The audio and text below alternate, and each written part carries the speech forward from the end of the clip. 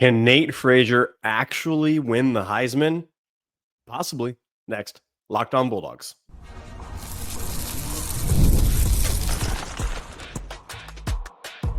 You are Locked On Bulldogs, your daily podcast on the Georgia Bulldogs. Part of the Locked On Podcast Network, your team every day.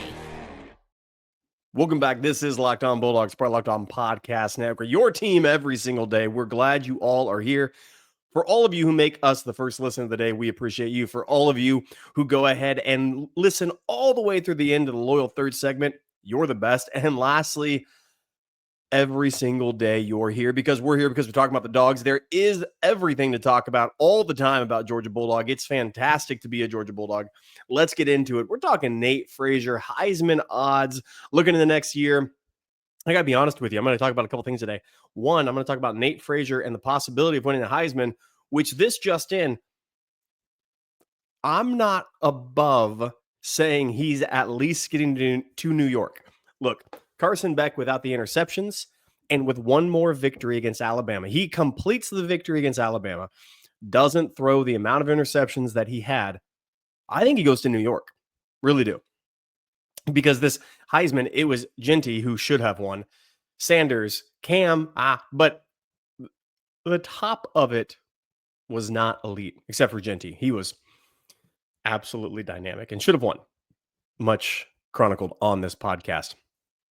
Here's what I'm going to talk about. Nate Frazier, we're talking about what he has going for his campaign in 2025 and the Heisman finalist possibility. We're going to talk about a couple more dogs that are going to be SEC, all SEC team listed players, as well as who are under the radar performers that can go ahead and make a push for not only all SEC, but as well as Heisman odds. And yes, I have a name for you that I don't think is crazy.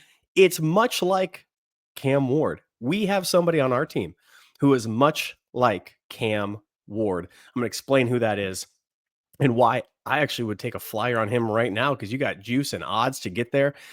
And the position translates really, really, really easy to get some action going to New York. But let's talk about Nate Frazier to begin the show. Nate Frazier, running back extraordinaire, has burst, has explosiveness, has top-level speed that I don't know can be matched outside of Dwight Phillips. Dwight Phillips is the absolute burner on this team. That guy can get 0 to 100 in a hurry. We had a couple of plays for him. That little end around the goal line, just saying, hey, by the time he gets in motion, and if you're 2 steps behind, if you're half a step behind in that motion, man covers down the end zone, he's going to fly past you. We get a seal on the edge, and he's gravy to the end zone, and that's exactly what happened. Bunch of times. We tried it a bunch of times. Did not succeed because he didn't have the volume that we anticipated, but I do anticipate that upticking quite a bit for this coming year. Nate Frazier, on the other hand, is dynamic all the way around. We saw him having probably the most skill on this team. ETN notwithstanding, he has explosiveness. He can run in between the tackles. He can bounce it outside. He has no problem with contact, finding people and destroying them. He has no problem avoiding contact as well. This is not a one-hit wonder with him. He is a complete back, and I will keep on mentioning this because it's worth mentioning again and repeating it. It bears repeating. Nick Saban called him the best running back in that cycle for recruiting. Nick knows a thing about football and knows a thing or two about who it is that should be thought of highly. Nate Frazier is leading the conversation for Georgia in the Heisman odds. Right now, you can get some juice on him. A couple of the names that he has talked about around, just in the same ballpark. DJ Lagway, Cade Klubnik, Arch Manning, Nico, Ryan Williams, Lenore Sellers, Sam Levitt, which many people talking about him having the arm above all arms in this upcoming draft when he declares, which is really wild to me. Jeremiah Smith, a guy that I would take a flyer on next in this list just because volume, and they're going to play notable games, and they're always on television. Jeremiah Love, Notre Dame. Georgia fans hate him because of what he was able to accomplish against us, but I would actually say he has pretty dang good odds getting there. It's really wild to me. If you look back at last year's selection, why I think Nate Frazier is actually being on this list really important for Georgia and really important for his campaign. last year, the Heisman Trophy odds, Genty, Gabriel, Sanders, Ward, were right there neck and neck all the way throughout. They were listed as people who were on watch lists before Carson Beck as well. Was on it. Quinn Ewers, Jalen Milrow, a couple of other guys who were listed on the well, but they did a pretty dang good job. Genty was always thought of to be a guy that should be talked about. Dylan Gabriel as well. Jackson Dart, he missed a couple of key games and I think he suffered Carson Beck-ism as well. Cam Ward was up on that list. A couple other huge misses. Connor Wigman was on the list as well. But I really do think that being on this list is important for Nate Frazier to begin the year, because if you look at who was on it before, they hit 4 out of the 10 that they listed preseason odds, and many of them were drastically overrated based upon just notoriety and who they went to. Jackson Arnold going to Oklahoma, being a top recruit, he wasn't it. Transfers out. I think he can resurrect something at Auburn, but I don't think it's going to be much. I would not list him above the top half of the SEC quarterbacks. Nate Frazier has the following in his favor. He's listed as a top guy already out of the bat. He was in the pecking order. Injuries promoted him to the degree where he was number 2. Injuries didn't keep him there. Had anybody else been healthy, I still think Nate Frazier would have been touting the rock the same amount of times as he did this last year. I think he's established himself skill-wise, and it is going to be a rotation. Cass Jones is going to go ahead and get on in there. Roderick and Branson are going to get their carries, but I think it actually doesn't turn into the committee everybody is anticipating. I think Frazier does get his reps no matter what. You can still get pretty good odds on him over, I think it's over 1,500 right now on a bunch of sites. Well over that.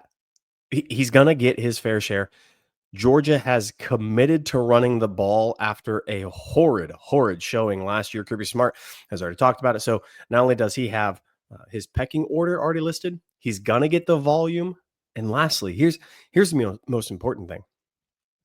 I really do think for Georgia running attack and what he's able to do, Roderick and Branson might be the guys that are going to go ahead and more run in between the tackles, get tougher yardage next to the goal line, which I don't think is necessarily going to be the case. I think Nate is still going to get those inside the red zone, inside the 20, inside the 25. Scoring opportunities are going to still be there for him. However, I think those guys don't complement well. I think Frazier is going to get the lion's share, but he's going to be in downs with passing downs. Now, this is wildly important, I think, for Heisman. The other 2 running backs that are going to get a lot of carries don't have the receiving threat that Nate Frazier does. Nate Frazier is going to get his pass blocking up, going to go ahead and get receptions up there, and he's going to be in downs in which you might have 3 wide, 4 wide in the set to try to go ahead and lighten the box, and then get into a scheme where you're running out of that. And Nate Frazier is going to fit beautifully within that. He's in the pecking order. He's going to have the volume. Kirby Smart, Mike Bobo committed to the run. He has the skill and the talent combined with an opportunity to be on the field a majority of touches. Remember, Ashton Genty was a dude that got a lot of touches getting the ball handed off to him, but he also was on the field for the entirety of Boise State's offensive side, outside of him needing a rest and getting injured. Nate Frazier is going to be fresh, is going to get a huge average, I think, per rush and per reception. I think his touchdown is going to go up. I would take a flyer on him in all honesty, 100%. Although nobody at Georgia will be the bell cow. There's not going to be somebody who gets the 35 carries per game. That doesn't happen. But I think he's going to get enough to get to New York. I don't know if he's going to get it, but getting to New York, I have no doubt about. I would put some money on that. We're going to come back after this. I'm going to talk about a couple other guys who are going to stand out for Georgia, maybe all SEC honors, as well as a Cam Ward lookalike in Georgia uniform who might shock the world, get to a Heisman, and actually blow the SEC out of the water as it pertains to statistics on the offensive side. All of that coming up after this. But first, this is Wayfair. Wayfair is fantastic. Every new of the year, what happens is you need a refresh in the house.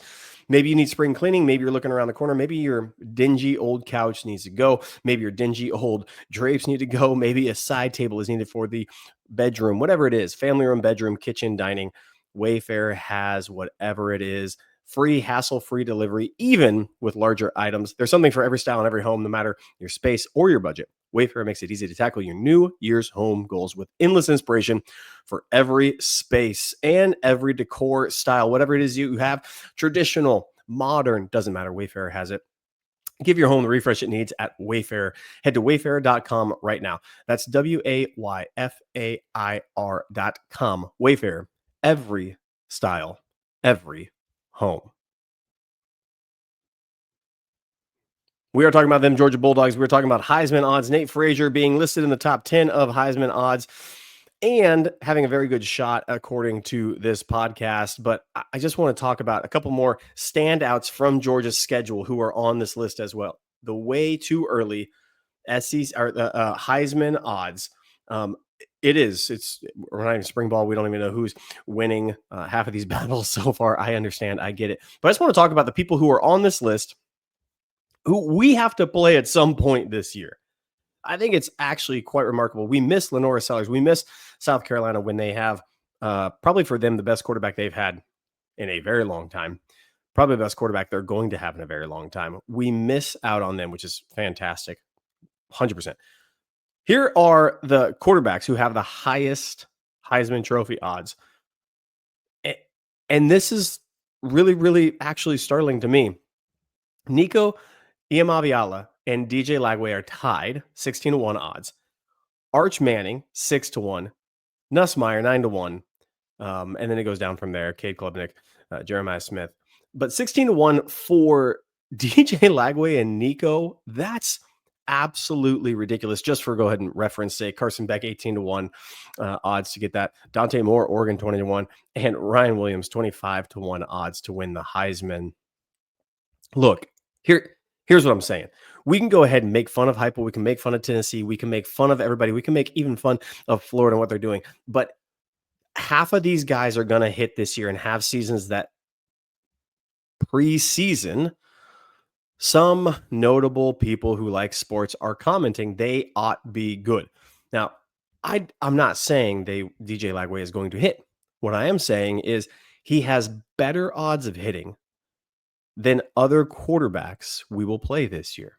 Kentucky doesn't have a chance to make noise on the offense this coming year. They lose speedy receivers, an incredible offensive line. Stoops wants to go ahead and get a slugfest every single year. A transfer quarterback that doesn't have a hope and a prayer because no one does when they transfer to Kentucky.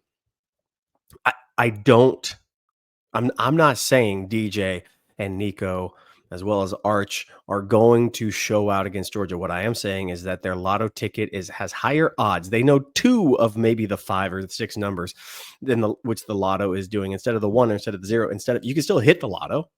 If I give you a couple numbers, you can still miss it. If I don't give you numbers, you could still hit it. But they got a couple numbers who are already punched on this list, and we play 3 of them. Now, we get Arch at home, which is going to be really good. I think that takes care of Texas for us. Being at home against Texas is a big deal. We beat them on the road, beat them neutral site. I think it's going to be a big deal for us. Nico and Heupel, I don't see it. If I were to pick one Heisman odds, it's going to be him. What's interesting to me is we also get Alabama. Ryan Williams comes to our place. He's a generational wide receiver with a quarterback that might be a freshman, might be maybe a developmental guy, maybe an electric runner, might go Tyson, might get somebody who's been in Grubb's system, and that's a huge offseason hire for Alabama.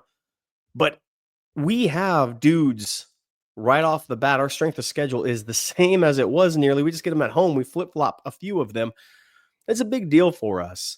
And if you show out against Georgia in Georgia's place, your Heisman odds go up. It's a true fact. It's a true statement. It can't help but be. I'm just saying, hold on to your butts is what I'm trying to tell you. There's a lot of excitement in this program coming into Georgia against us in these programs of Texas, of Tennessee, when we play them, of Florida, when we play Cocktail Party. And DJ is likely going to be healthy and likely going to be developed and likely have a better cast around him. All of that is true. And they're going to want to show out because they're going to be talked about quite a bit. Hey, some other standouts, not only on Georgia's schedule, but in Georgia's locker room right now that I think not only get Heisman consideration, Nate Frazier, and a name to be mentioned in the third segment in which he's got Cam Ward-esque connections, Cam Ward-esque story and narrative, and why I think it's really important for Georgia if we're going to go ahead and get back to where we want. He's going to have to be a key contributor this year. But a couple of guys that I think could show out and make all SEC honors. The first one, he has a bounce back year. Oscar Delp has the chance to be in that dude again. Monroe Freeling has a chance to be that dude. He gets healthy. He gets whole. He wins the starting left tackle position. I do think that he has the whereabouts, a full season under his belt to be that dude over there. The talent level is there enough for him to be all SEC. I think Thomas gets all SEC or Branch gets all SEC. A receiver from Georgia will become all SEC. I do believe that. Nate Frazier, I want to say lock right now. I really do. Those are the guys on the offensive side of the ball that I would go to immediately and say yes. Oscar Delp actually, to me, has the highest likelihood because I think if it's Gunner, they got great reputation. If it's Puglisi, I think he's going to distribute the ball well. But Oscar's talent and familiarity and production already. He had a couple of horrid drops and a couple of system errors along the way that I actually think that he would be my ticket to make all SEC. If I could pick one dude, I say, yep, absolutely. It's him, Oscar Delp. On the defensive side of the ball, y'all, I anticipate a resurgent Georgia defense coming back this year. I really do. I don't anticipate being worse than we were last year. And last year we were adequate at best. I think Christian Miller is going to show out. I think him coming back was not talked about enough, if I'm being perfectly honest. I think Xavier McLeod, huge transfer last year. I think transfers like that coming from South Carolina, coming from outside of the team, but still in a pretty good traditional school, takes a couple years. Look at Tyke Smith, what he was able to do after transferring in, after having a stellar performance, but then upping his game and upping his draft stock. I think Xavier McLeod could take a step like a Tyke Smith. Christian Miller coming back, I do believe he gets all SEC honors. I really do think that we see an edge defender just blow the brakes off this Georgia defense this coming year. Chaz Chambliss, Michael, and Jalen were there because they knew how to do the system. They had seniority. I think a newcomer. And here's the crazy part. I'm only calling one, but I can't. The name is crazy out there. You don't know exactly who. It could be a dude that absolutely shocks all of us.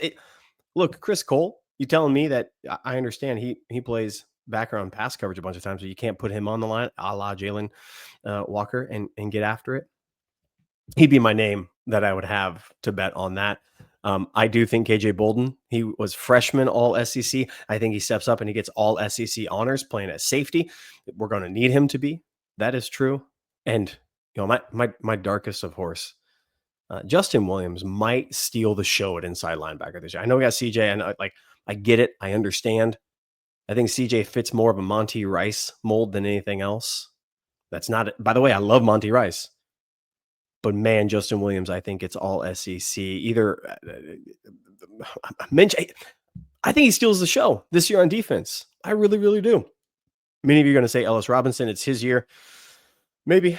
I hope he wins that other opposite starting cornerback position. That'd be fantastic. I'd be all for it, and I think he has the skill to do it. Christian Miller, Chris Cole, Justin Williams, KJ Bolden are my guys that I do truly think we're going to have to rally around. Those are the three phases of the defense, three levels of the defense that I think get all SEC honors. We're going to come back after these, and I'm going to tell you who it is that is Cam Ward-esque tendency that I think could make a jump to Heisman finalist, just like Cam did, just like Cam was mentioned to be, just like he was predicted to be. And it should excite you as a Georgia fan. But first, these.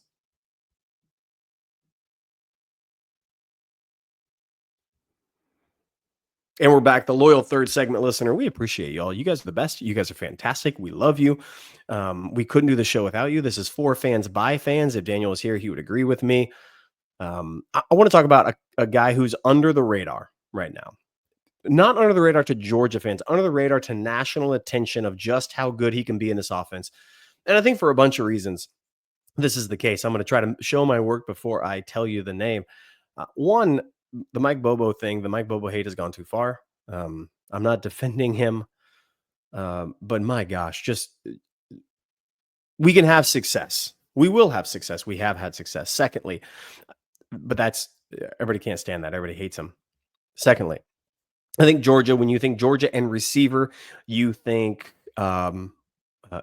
days of past. You think days of old.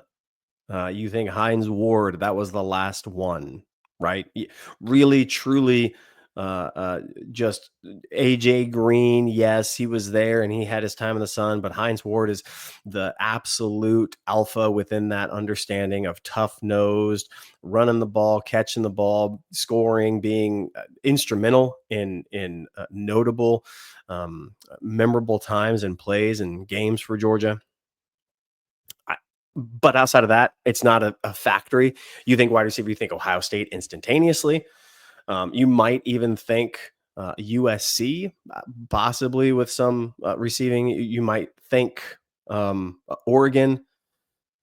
But man, y'all, if Branch don't look to me like Cam Ward and the story and the narrative that we've already seen, I don't know what will. Coming from the West Coast over to the South, coming to a better conference, getting out of Dodge from a couple of tricky situations, Cam Ward, leaving the Pacific Northwest and coming out down to Miami. It was great for him. We'll see where he lands draft stock wise and what team he gets in on. But I think his success was there. His skill was evident. It could translate easily and quickly to Miami. It wasn't a Xavier McLeod situation. It wasn't a Tyke Smith situation. It was a plug and play. Let's get going. Put him into the system. Branch from USC is the same exact thing to me. He came from a system in which he showed out. He came from a place in which it was evident that he had skill and ability. Now, Lincoln Riley might have photographic memory, but his play calling is suspect at times. His system seems to me to get quarterbacks inflated with a bunch of stuff. And who knows, he might actually be good at coaching quarterbacks. I don't know exactly. I've seen guys leave. I've seen guys not succeed. I've seen a bunch of people outside of his tutelage crash. And then when they get better coaching, come back up. I have seen that. So it's yet to be determined what he is, but wide receiver is not that same position. And I think Cam Ward comes from the Pacific Northwest, comes from the West Coast over to the South, over to Florida. I know it's not the SEC. I know Miami is in a worse off conference, but they still played people. They still had success. They still had to travel. They still played better ball than the Pac-12, the now defunct Pac-12. Cam Ward comes on over, shows out, does a bunch of good things, gets notoriety, jumps up draft boards, and it was known before he left he was going to. Plug and play right away, didn't have to take time, didn't have to acclimate, didn't have to do any of that. I think Branch is the same exact situation. I really do.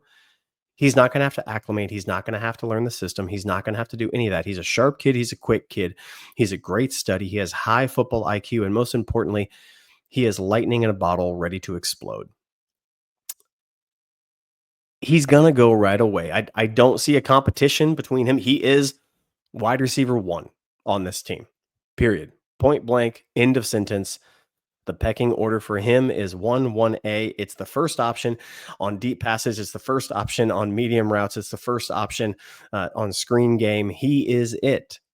You get the ball into his hands, he is a touchdown waiting to happen. I can't be higher on this transfer coming in for Georgia. It was on a USC team whose quarterback situation was sketchy, whose offensive line didn't really want to do anything, whose coaching circus is an absolute mess. Now he comes over to Georgia, in which none of those are the case. Coaching circus, nope. Offensive line, well, last year's offensive line.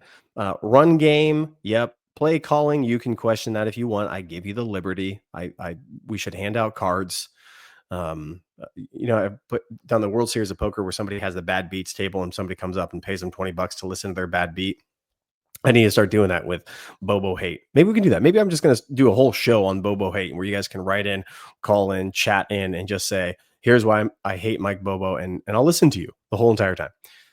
But Kirby Smart is not that guy. I think quarterback situation is going to get figured out. We have two very, very, very, very good options. Two exceptional options that I'm thrilled for. Running back, check. Quarterback, check. Defense, check. It's going to be in games every single time. Air it out, go down by 35 and have to go ahead and play messy football. Nope, not going to be Georgia's way. National spotlight, check. Playing against elites day in, day out on the practice field, check. I think Branch not only comes in already our number one wide receiver, I think he comes in with huge ceiling yet to grow into. And if that's the case, why are we talking about him for Heisman odds? Because if he is 1A, 1B, 1C, and everybody else kind of rotates through, which I'd be fine with. Again, we talked about two freshmen. We talked about Colby Smith, Colby Young situation. What happens there coming back to the team? We'll see. I don't know, and you don't know, so we will see. That's as best as we can say right now. Even with those guys, I think they are all rotating through. I think Branch gets the most snaps. He doesn't have to come off the field in his situation. That's why I've begged him to just go ahead and please get some marks on the face mask of blocking well. Even if we don't get a chance to see him out there all the time, I think he gets enough snaps to make touchdowns in the double digits. Give me a bet right now. Give me odds. Somebody in the chat, somebody over on X, give me odds right now that he's not double digit in touchdowns, because I really do think that he is in fact a touchdown maker. Punt return, kick return. Get ready for Daniel on the don't sleep on segment of the preview for in season being punt return. Don't sleep on a punt return for a touchdown, because that is the speed game he brings. We haven't had a guy like this since Ladd McConkey, and Ladd McConkey was injured, and I actually think Branch might be a little speedier. I do. He's going to play every single position in the wide receiver room. He's not going to come off the field. He's going to have two amazing options at quarterback and a running game to complement it. That's going to set up the pass. It's going to be big bombs ahoy. That's what's going to happen for this offense. I really do think it. Hey, this has been Locked On Bulldogs, part of the Locked On Podcast Network, your team every single day. Daniel will be back soon, I promise. He is sick as a dog, but he's getting better. I give you my word. And when it's better, when we're back, it's better that when fans listen to other fans, it's fun. He'll be back and we'll have more fun. This is Locked On Bulldogs, part of Locked On Podcast Network, your team every single day. We'll see you guys later.